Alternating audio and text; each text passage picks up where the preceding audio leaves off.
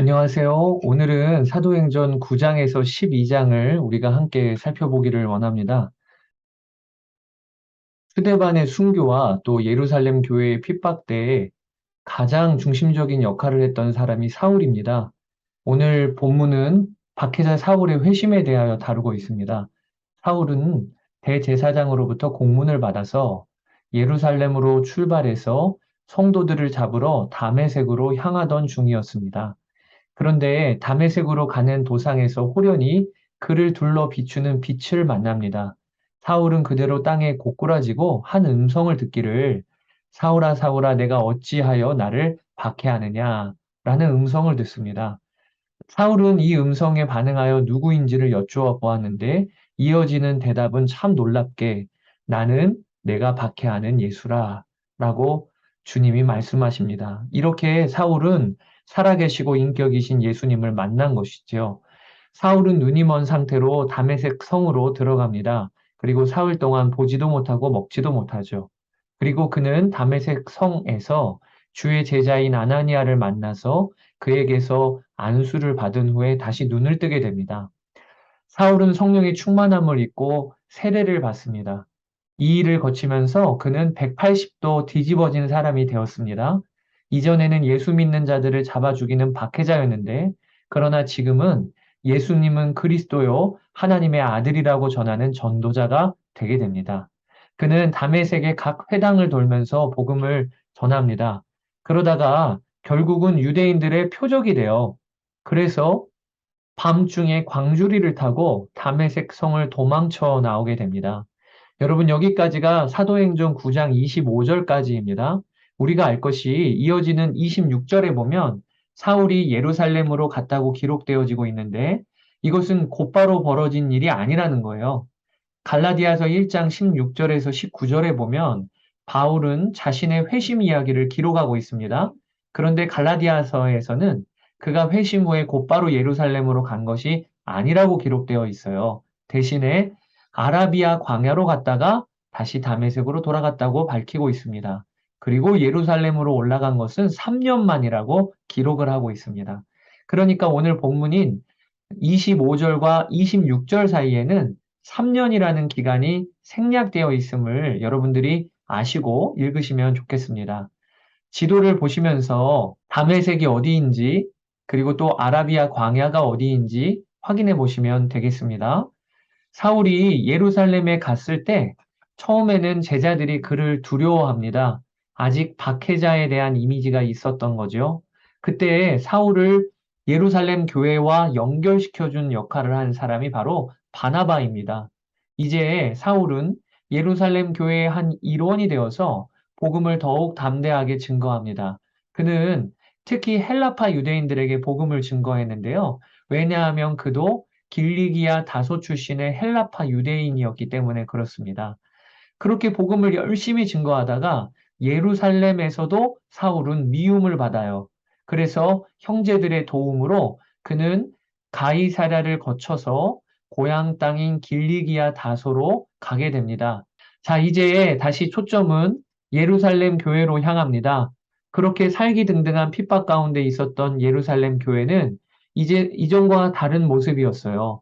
사도들을 포함한 한 부류는 예루살렘 교회를 지키고 있었고, 빌립 집사 등 많은 교회의 리더들이 여러 지역으로 흩어져 교회를 세우기 시작합니다. 성도들이 곳곳에서 일어나기 시작한 거예요. 그래서 사도행전 9장 31절에 보면 뭐라고 표현이 되어 있냐면 온 유대와 갈릴리와 사마리아 교회라고 표현이 되어지고 있습니다. 이 말은 이스라엘 전 지역에 믿는 사람들의 공동체가 세워지고 있다. 교회가 일어났다는 것을 알려주는 것이죠. 사도행전 9장에서 이후에 이어지는 내용은 베드로의 전도 여행입니다. 베드로는 루다라고 하는 지역에서 중풍병자 애니아를 고치고요. 그리고 요바로 내려가서 다비다를 살리게 됩니다. 그리고 요바의 무두장이 동물 가죽을 가공하는 직업인데 이 무두장이 시몬의 집에 머무릅니다. 여기 베드로가 중요한 것이 이스라엘 땅 안에서 다니고 있다는 것을 보아야 합니다. 아직 복음은 이방인에게로 간 것은 아니에요. 이스라엘 땅 안에서 헬라파 유대인들, 그리고 정통 히브리파 사람들, 유대인들이 복음을 받고 있는 지금 상황인 거지요. 여전히 제자들의 활동 반경은 이스라엘 땅 안에 있습니다. 자, 이제 사도행전 10장입니다. 사도행전 10장은 주의 복음이 유대인을 벗어나 이방인 가정으로 넘어가는 중요한 분기점이 되는 사건을 기록하고 있습니다. 이스라엘은 당시 로마의 지배 아래에 있었어요. 로마는 이스라엘 중부 해안가에 항구 도시인 가이사랴를 건설하고 그곳에 군사를 배치했고 총독을 파견시켜서 다스리게 했습니다.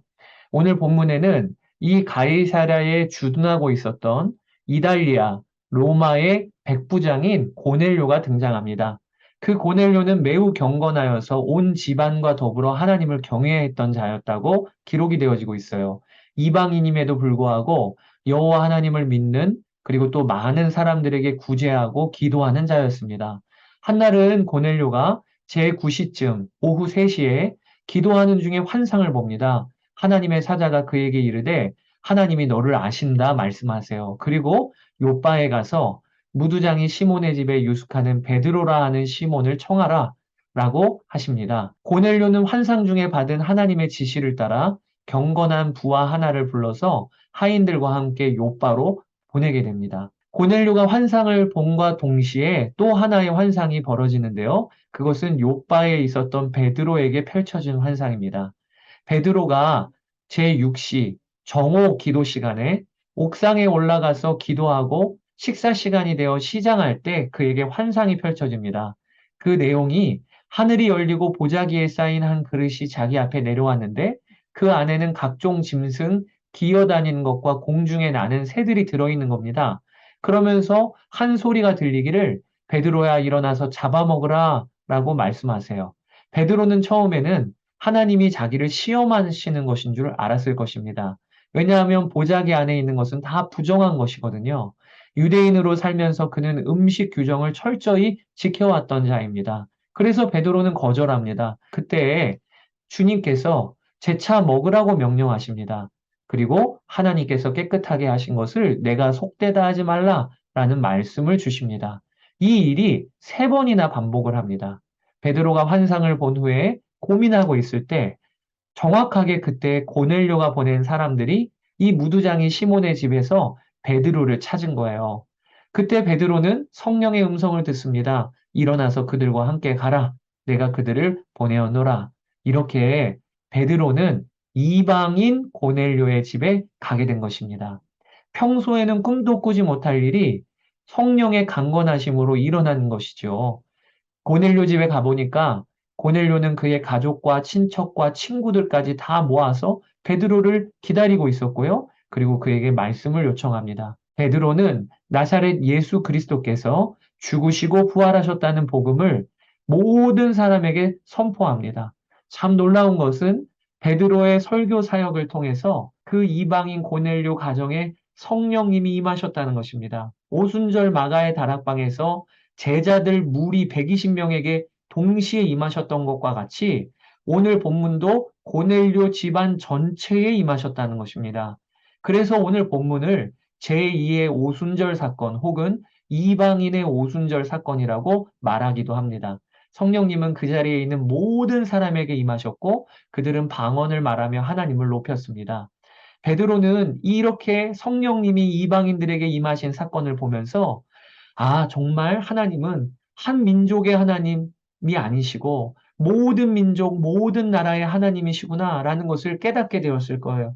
그래서 그들에게 세례 베풀기를 더 이상 주저하지 않습니다. 이렇게 하나님의 복음이 유대인에게서 이방인으로 이스라엘에서 땅끝까지로 넘어가는 분기점으로 접어들게 된 것입니다. 그런 의미에서 사도행전 10장은 아주 중요한 의미를 갖고 있는 것이지요. 자, 그 다음에 사도행전 11장입니다. 이제 이방인을 향한 하나님의 역사는 더욱더 가속도가 붙습니다. 고넬료라는 한 사람, 한 집안 수준이 아니고 아예 안디옥 교회라고 하는 이방인 교회가 세워지는 역사가 일어나게 된 것이죠. 스데반의 순교 이후에 예루살렘 교회 밖에 때 흩어졌던 성도들은 베니게, 구브로, 안디옥까지 다 이동을 했습니다. 그들은 우선 유대인에게만 말씀을 전했었어요. 그런데 그 중에 특이한 일이 벌어집니다. 구브로와 구레네 출신 몇 사람이 여기 구브로는 바나바의 고향입니다. 구브로와 구레네 몇 사람이 안디옥이라는 지역에 이르러서 참 놀랍게도 헬라인에게 복음을 전한 것입니다. 이방인에게 복음을 전한 거예요. 이렇게 이방인 선교가 본격적으로 시작이 된 것입니다.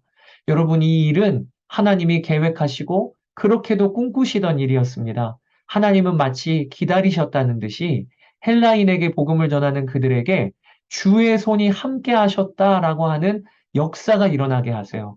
주의 손이 함께 하셨다. 이것은 성경에서도 드문 표현입니다. 이방인을 향한 그들의 복음 전파 사역은 큰 열매를 맺습니다. 여호와 하나님에 대한 개념이 없는 이방인들이 마치 준비가 다 된 사람들처럼 복음을 속속 받아들입니다. 한 명, 두 명이 아니라 많은 사람들이 믿고 주님께로 돌아옵니다. 이 소식이 예루살렘 교회까지 들릴 정도가 된 거예요. 안디옥에서 이방인에게 복음이 전파된다는 소식을 들은 예루살렘 교회는 그곳에 사람을 보냅니다. 그 일의 적임자로 구브로 출신의 헬라파 유대인이자 모든 믿는 사람의 본이 되는 바나바를 안디옥으로 파송을 해요. 그래서 바나바는 안디옥으로 와서 보니까 하나님의 역사가 너무 분명한 것입니다. 큰 무리가 주께 더하여지더라.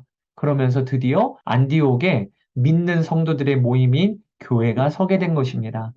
바나바는 이에 더해서 다소에 있었던 사울을 데리고 옵니다. 함께 동역하며 교회를 섬기기 위해 말입니다. 그리고 복음의 증인이요 예수님의 사람인 바나바와 사울 그들이 1년 동안 성실히 섬기며 무리들을 가르친 결과 안디옥에 있는 성도들은 비로소 그리스도인, 그리스도께 속한 사람이라는 별명을 얻게 됩니다. 이제 사도행전의 중심축이요 예루살렘 교회에서 안디옥 교회로 점점 넘어가고 있습니다. 안디옥 교회는 앞으로 전개될 이방인을 향한 선교의 핵심 기지 역할을 하게 될 것입니다. 자, 이제 사도행전 12장입니다. 안디옥 교회가 세워진 시기에 예루살렘은 또 하나의 어려움을 맞게 됩니다. 그것이 예루살렘 교회의 지도자인 야고보 사도가 헤롯 아그리파 1세에 의하여 순교를 당한 것입니다. 헤롯 아그리파 1세는 헤롯 대왕의 손자였어요. 그런데 이 헤롯 왕가는 유대인들의 입장에서 보면 명분이 없는 왕들이었습니다. 다윗 왕의 후손이 아니었으니까요. 에돔 출신이었으니까요. 그러니까 늘 이 헤롯 왕가에게 마음의 소원은 유대인들의 환심을 사기를 늘 원했었던 거예요. 그리고 이 헤롯 아그리파 1세가 찾은 방법이 그 당시 유대인들에게 가시와 같은 역할을 하고 있었던 예수님을 믿는 이단이죠. 그 당시에는 그 이단 내 가장 대표격인 야고보 사도를 잡아서 죽인 것입니다. 이게 다 유대인들의 환심을 사기 위한 정치적인 계략이었던 것이죠. 이렇게 스데반 집사의 순교 이후에 두 번째 순교 사건이자 사도가 처음으로 순교한 일이 벌어졌습니다. 헤롯 아그리파 1세는 야고보를 처형하자 유대인들의 반응이 좋다는 것을 보았어요. 그래서 그는 이참에 베드로도 잡아 죽이려 합니다.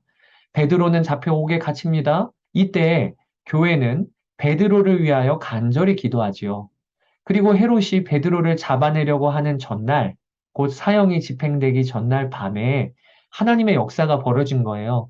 그것이 베드로가 주의 사자의 인도하심에 이끌려 옥 바깥으로 나오게 된 것입니다. 이 과정이 참 재밌는 과정입니다. 베드로는 내일 사형 집행 날인데 그날 밤에 태연히 잠을 자고 있었어요. 얼마나 깊게 잠을 잤는지 주의 사자가 와서 그의 옆구리를 쳐서 흔들어 깨워야 했습니다. 또 감옥 바깥으로 나올 때까지도 그는 비몽사몽간이었습니다. 여러분 어떻게 이럴 수 있지요? 죽음이 바로 코앞인데 말입니다. 그것이 베드로가 정말 예수님을 믿었던 것이에요. 그는 자신이 살고 죽는 것도 헤롯 왕의 손에 달려 있는 게 아니라 예수님의 손에 달려 있음을 믿었습니다. 그래서 염려하지 않고 잠을 잘 수 있었던 것입니다. 여러분, 믿음은요, 오늘 본문에서 드러나는 믿음은 염려하지 않는 것입니다. 그러면 어떻게 염려하지 않고 살 수 있나요? 베드로 사도가 아주 유명한 말씀을 베드로 전서 5장 7절에서 하고 있죠. 뭐라고 하고 계시냐면 너희 염려를 다 주께 맡기라. 이는 그가 너희를 돌보심이라. 여러분, 우리가 알 것이 베드로 사도에게도 염려가 안 일어났던 것은 아닙니다. 그도 염려하는 마음이 있었어요. 그런데 그가 달랐던 것은 염려를 맡길 주님이 너무 분명히 보였던 거예요. 내 염려를 맡으시고 나를 돌보시는 주님, 그 주님과의 친밀함이 베드로가 염려하지 않고 사는 비결이었던 것입니다. 베드로가 이렇게 잠을 자는 동안에도 성도들의 기도는 계속되었다는 것을 우리가 주목해야 합니다. 여러분, 오늘 내가 하루를 사는 것은요, 누군가가 나를 위하여 기도하고 있기 때문임을 알아야 돼요. 나를 위한 기도가 있기에 오늘 하루 그래도 내가 버티고 견디며 살 수 있는 것입니다. 무엇보다도 나를 위한 기도를 하늘 보좌 우편에서 우리 주님이 지금 하고 계시다는 것을 아셔야 합니다. 디모데전서 2장 5절, 로마서 8장 34절에 주님은 나를 위하여 지금도 성령님은 나를 위하여 지금도 기도하고 계시다고 말씀해주고 계세요. 베드로는 감옥에서 풀려나서 성도들이 기도하고 있는 마가 요한의 어머니 마리아의 집으로 돌아오게 됩니다. 자, 여기까지 사도행전 9장에서 12장을 살펴보았습니다. 이제 다음 장에서 뵙도록 하겠습니다. 감사합니다.